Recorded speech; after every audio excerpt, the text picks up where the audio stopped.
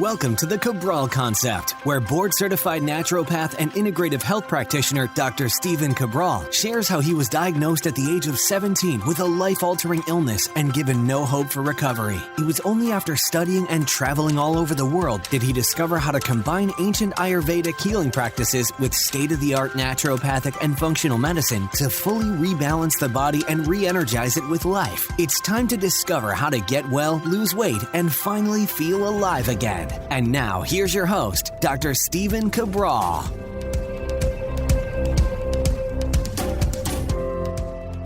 Hi, everyone, and welcome back to the show. Looking forward to getting into today's Total Wellness Tuesday, episode 1614, where we will be going over 2 foods that inflame the brain. Here's why this topic is so important. It affects children and adults differently, yet through the same mechanisms. So many of our children today are dealing with learning-based disabilities. They're dealing with mood issues. They're dealing with anxiety. They're dealing with focus issues. We label them with ADD, ADHD, executive functioning disorder, etc., etc. But there is an actual correlation between the foods that many kids are eating and their ability to process thoughts, their ability to recall memories, and their overall cognitive function. And with adults, well, we see a massive increase with, yes, obesity, but leading to dementia and Alzheimer's. I did a 3-part series on Alzheimer's just not too long ago, and I've gone over that a couple of times. I would love you to tune into those shows because Alzheimer's is not a mystery, but it's also multifactorial, which means there's not one thing that fixes Alzheimer's. There's also not one thing that causes Alzheimer's, just like there's not one thing that fixes cancer or one thing that causes cancer. And that's why, although I'm not against us searching for the cure, it's going to be difficult to find the cure for cancer when it comes from many different factors. Food is one of them. Toxicity is another. So when we look at all of these different things, we need to begin to realize what we put in our body on a daily basis adds up over time. One cheat meal or flex meal is not going to cause massive issues. It could cause some digestive issues, there's no doubt about that, but it's not causing overall massive health issues unless you've already filled up that rain barrel, and that's a different story. But what happens is over time of chronically eating these specific foods, that's how we fill up the rain barrel. That's how we increase our total toxic load, or also called our total body burden, which I describe in my book, The Rain Barrel Effect. So what I'd like to do today, though, is I want to share the 2 specific foods, and I want to go over the study. Again, I don't think that this is a radically new concept. However, when we get more and more proven research that backs up what we already believe to be true, we need to stop in our tracks and say something is off course here. I mean, just in the U.S. alone, let's look at the U.S. population. When 2/3 of the people, that means the vast majority of people, are overweight or obese, and 1/3 of all children are now overweight, we know we're doing something wrong. If you just look at the United States, and there's 330 million people or so, we know that about, if we just took half of those people, 160, 170 million people just in the United States overweight or obese. In the world, it's said that about 650 million people are now overweight. And you might be asking yourself, well, what does weight have to do? How does that correlate with brain-based issues? Well, if you are overweight, you most likely have a higher level of inflammation. Went over this. If you want to check out the webinar, you can go to stephencabral.com/BRMI. It's a webinar I did for I'm an advisor on the board for the Bioregulatory Medicine Institute. It's a nonprofit. And I did a seminar on how stress triggers, I won't go through all of it today, insulin, which also causes body fat. But when we have all of this, once you start to accumulate the body fat, you actually endogenously produce, meaning self-produce, your own inflammation on a daily basis. So the more adipose tissue you have, most likely the more endogenous, so internal estrogen production you're going to have, the more of an inability to process carbohydrates. So what we need to do is really look at this as twofold. Weight's an issue, causing inflammation, and inflammation is also causing weight gain, okay? Now, what we can't tell, and that's why you have to go also by what your body's showing you on the outside. Your skin, your overall mood, your energy, your health, all of those things are also letting you know what's going on with the brain. And I'm also mentioning children in this discussion today because children aren't always overweight, right? But kids can be eating these poor foods. Just an example, one of the reasons why I wanted to do today's show. And I know that parents are they're doing the best they can. But one of my favorite coffee shops I like to pop into in the morning, yes, I can make my own coffee, and a lot of people do, and I get that. But it's also nice to support local small businesses, especially if they're still open right now. And at the same time, you just get kind of that interaction with other humans. I enjoy that. I enjoy saying hello to people, that type of thing. And then I'm in my office. I'm really working by myself for the majority of the day. But as an aside, I walk by, and oftentimes around the same time in the morning before one of these kids who's in there with their dad, before they go to school, dad pops in, gets a coffee, they sit down at the table together, and the child's eating a cookie, a chocolate chip cookie, every day for breakfast. So here's the thing. I think it's amazing that dad, it could be mom, you can insert whoever you want right there, grandmother, grandfather, is spending quality time with that kid, talking with them, having a conversation before they're off to school. Amazing. Really? I mean, again, I don't know what else is going on in their life, but that's pretty great, right? And I have no doubt that dad wants the very best for their son. I have no doubt in my mind. And I bet that they don't think that those chocolate chip cookies that their kid is eating for breakfast is doing them any harm. They're probably thinking, my son loves chocolate chip cookies. I want to give him what he loves. And I get that. I totally get it. My parents bought me and us kids when we were little just some Fruity Pebbles, Captain Crunch, Frosted Flakes every morning for breakfast. That's what we asked for. That's what we wanted. We drank Kool-Aid. That's what we asked for. It's what we wanted. We would eat some just really cheap Hood ice cream after dinner sometimes. All of these things we wanted, we liked. My parents didn't know. I have no doubt that this dad does not know the harm on a daily basis. Every once in a while having chocolate chip cookies, no problem. They're delicious. Probably good for the soul, right? But here's the thing. On a daily basis, these things add up. On a daily basis. You have some Splenda once a year, you're going to be okay. You do that on a daily basis, probably not good for the gut microbiome. So what I want to share with you is this. I want to go through the research right now because, again, a lot of people don't know this, which is why I'm doing this podcast. The podcast is to share information. It's not my information. I didn't even run the research studies. But now that we know it, to me, it is a crime that we're even allowed to sell these food products without a warning label on them. We have cigarettes. We don't do a great job in the United States of putting a big warning on them. You go to other countries, there's a massive warning on them. Not that it stops people, but there's a massive warning on the cigarettes that said causes cancer, causes birth defects, et cetera, et cetera. That should be on high fructose corn syrup-based products, high sugar products, processed food. We'll go over one of the other ones in just a moment. That should be done because we know that it's causing learning issues, cognitive processing issues, potentially, and being linked to dementia, Alzheimer's, etc. And remember, dementia and Alzheimer's don't happen at 60 years old, 70 years old, 80 years old. That's when we see it come to fruition. That's when we see the rain barrel overflow. It's happening right now, whether you're 8 years old or you're 38 years old. The decisions you make on a daily basis add up. All I want people to do is realize you don't need to be perfect. I'm not perfect. What you want to do 9 out of 10 times is make a good choice. And if you do that, you've already reached your goal weight, you're healthy, it allows you to have a flex meal, a cheat meal, whatever you want to call it, twice a week. Just don't do it within 48 hours because the inflammation will still be there from the previous cheat, typically around 30, 36 hours or so. So that's why when I'm working with my private clients, they've met all their goals. They say, hey, how many times a week can I, have a cheat, have that glass of wine, whatever it might be? I'm like, a Thursday and a Saturday night, a Friday night and a Sunday night, whatever it might be, whatever they choose, just at least 2 days apart. And that's what we try to do it. And when you're not feeling well that week, well, that's the week not to do it then, right? So I really believe that people can enjoy everything they want to enjoy. I mean, you don't want to just, Even if you live an extra 5 years, you don't want to be miserable, not enjoying your life. But here's the thing. You won't even get to the average life expectancy, most likely, if you're not doing a lot of the right things.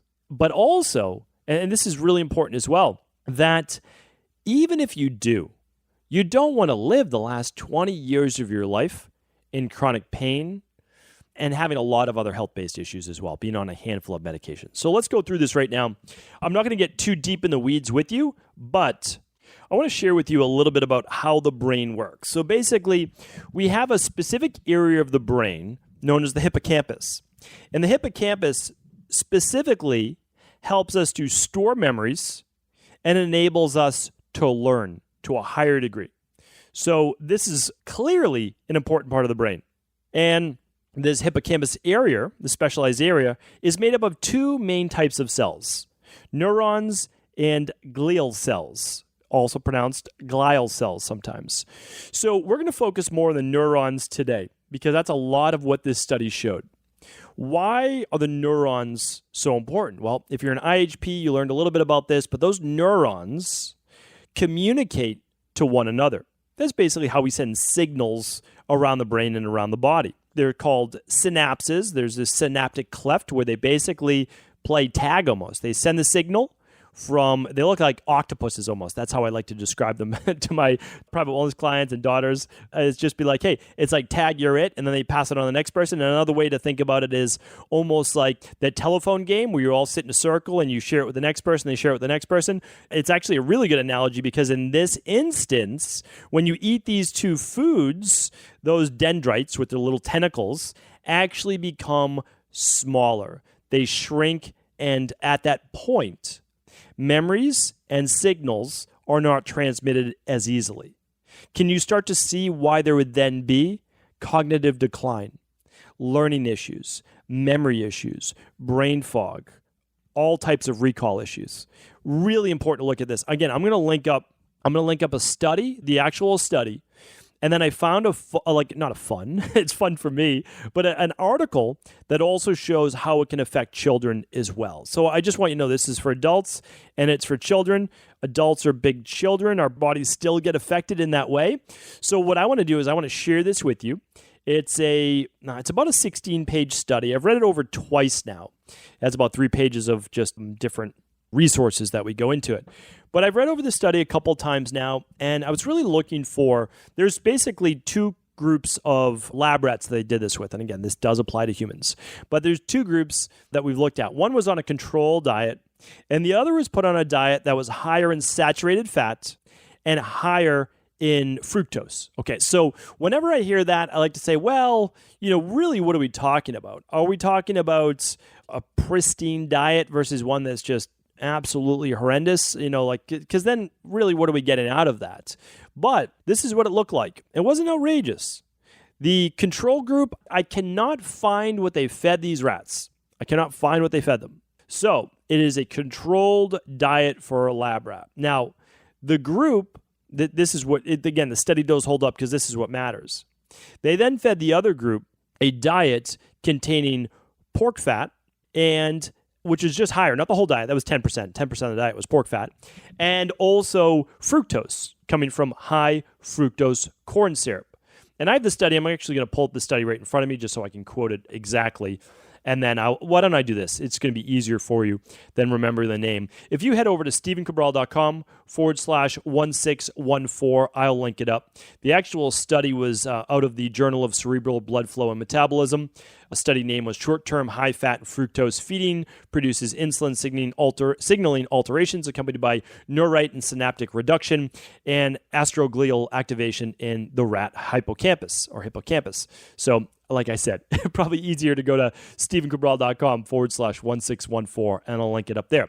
So, again, both diets, they're both eating this controlled lab rat diet. But one of those diets, 30% of the diet, so 70% is still normal.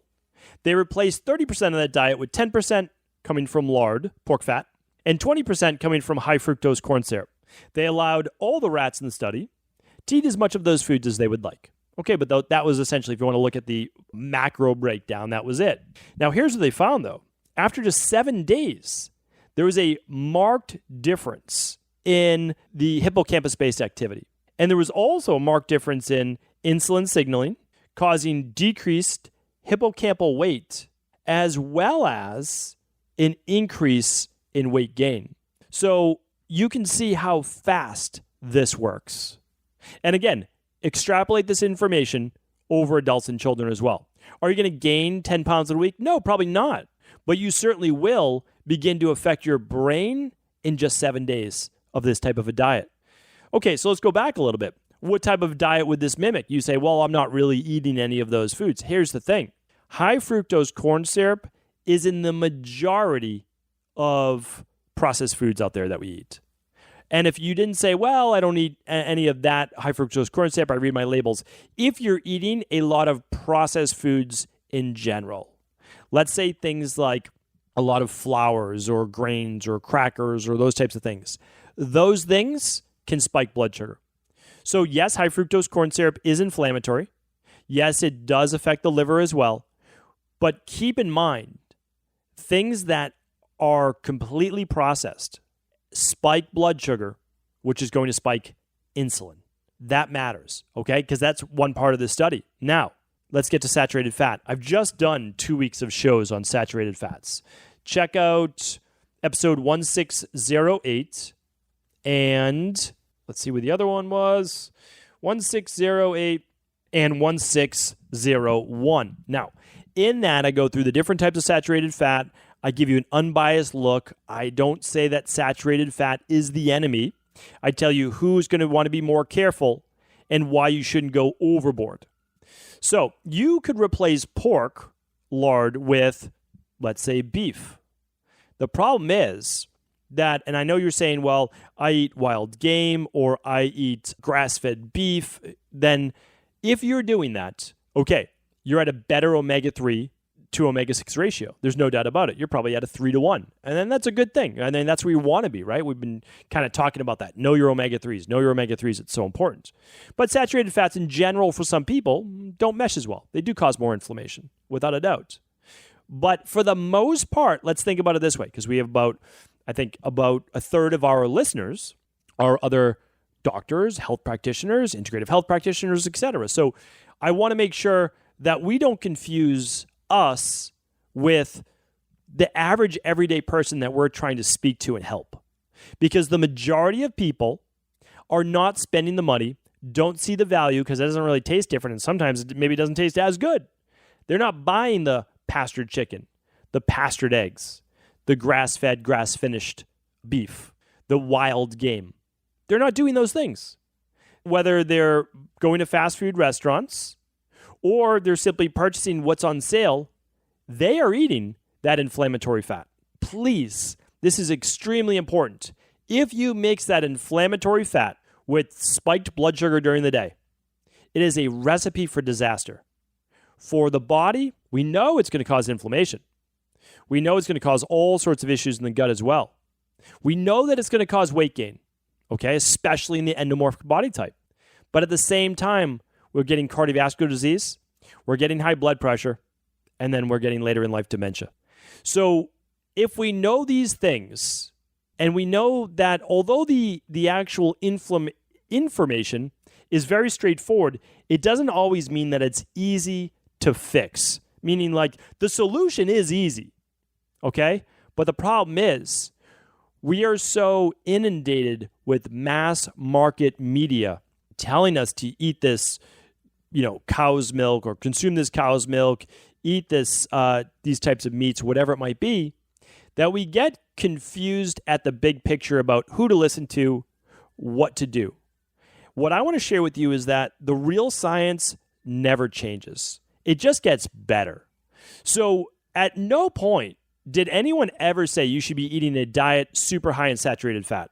And if anybody's telling you that, it is incorrect. It's absolutely incorrect. Now, will it hurt everyone? No, it just won't. Like, that's the truth. Some people do totally fine, but it's certainly going to hurt a part of the population. And I mentioned it's probably about 22 to 26% based on genetic research. And having that much fat, not good for the gut microbiome either. But also the other side to it, it's with the inflammatory processed carbohydrates. okay? It's not your berries. It's not your fruit. It's the issue with having processed carbohydrates with inflammatory saturated fats. That is the combo.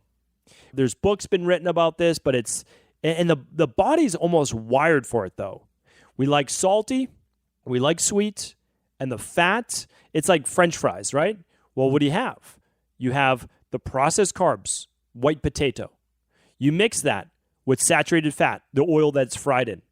And then you add salt, and oftentimes, they won't tell you this, they add a little sugar to it as well. That is the perfect meal to spike blood sugar and create inflammation in the body. Now, every once in a while, do I eat French fries? Yes. Every once in a while. That's what I want you to the takeaway to be. But the majority of the time, we need to go back to clean, whole food eating with normal, like I'm just trying to say normal amounts of healthy fats, healthy carbs, healthy protein.